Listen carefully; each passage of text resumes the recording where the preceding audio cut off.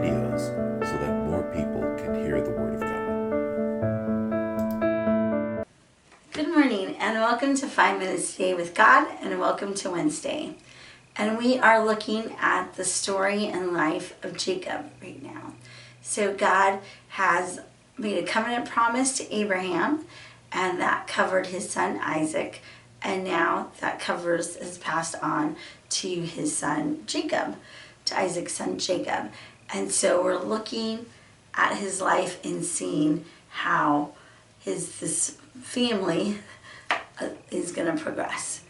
So here he ran away. Basically, he ran away because he deceived his brother Esau, and his mom Rebecca is worried that Esau is going to harm Jacob. So she sends him on to go find a wife in her family.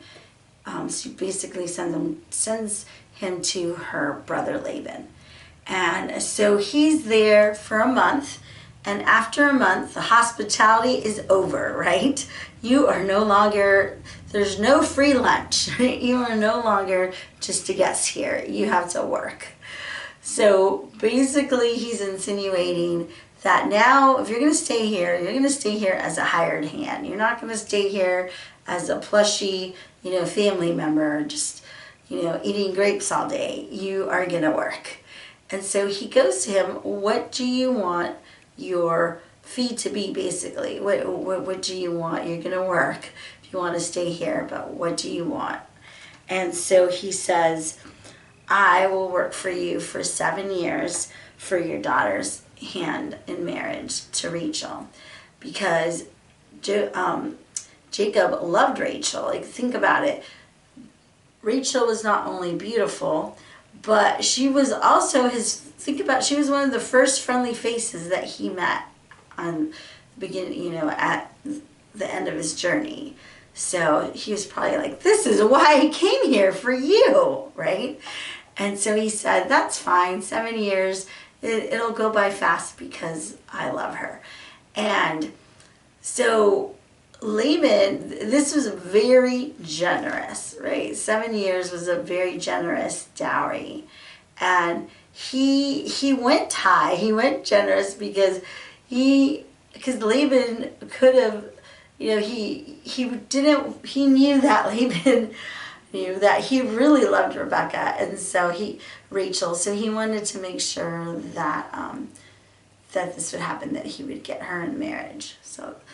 So then he works for 7 years, and at the end of 7 years, he basically goes to Laban and he says, okay, I'm done.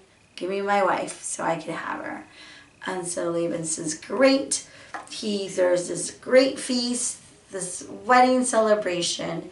And in that culture, we always think, how odd, because, what happened was, right, Jacob wakes up in the morning and he realizes that the deceiver got deceived, right? That Laban switches out his oldest daughter. He switches out his youngest daughter for his oldest daughter, for Leah.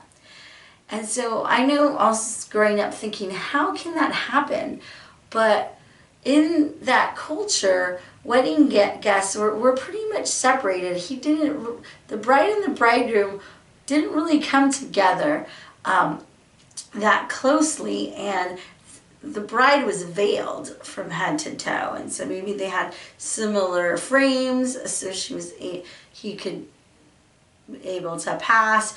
Maybe Laban, maybe kept the bride away, and by the time they were to come together, it was already dark, and so it was probably pretty easy. Maybe Laban was sure to make sure that Jacob had some wine in him, so he didn't really realize what was happening, and so he woke up and he realized he'd been tricked.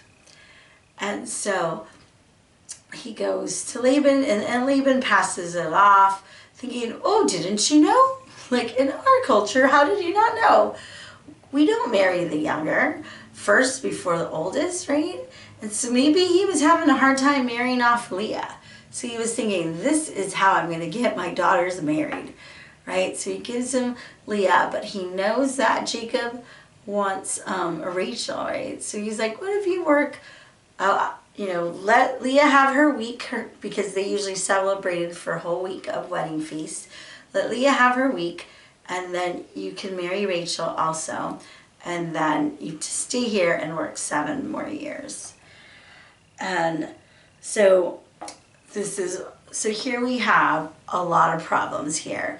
Here's this dad who is just trying to, again, manipulate and use deception to get what he wanted, right? To get both of his daughters married.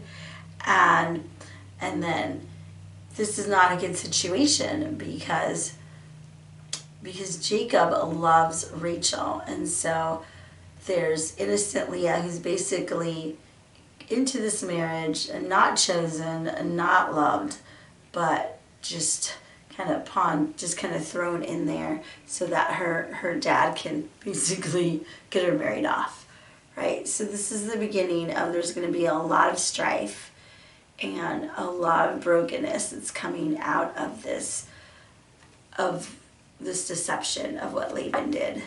And again, as we look through these stories in the Old Testament, we look to see that when we take matters into our own hands, when we try to manipulate or trick or deceive people, it's not going to work out well. God does not bless. He is a God of redemption, and he makes good out of brokenness, and there will be good coming out of this, yes. But this was not God's plan. And God's plan is for one husband and one wife. And because of this having 2 wives, there's going to be a lot of jealousy, a lot of envy, and a lot of strife. So keep joining with me this week as we unpack this story. Have a good day, and remember, 5 minutes in the Word can change your life. See you tomorrow.